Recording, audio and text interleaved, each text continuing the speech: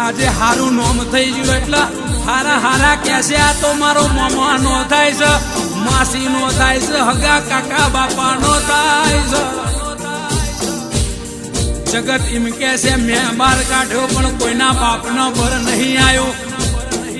મારી મેલડી ના 8મા વાતેડ કોસકાયેલા છે. મારી મેલડી ને ઢહકે ઢહકે રૂંગો આયેલો છે.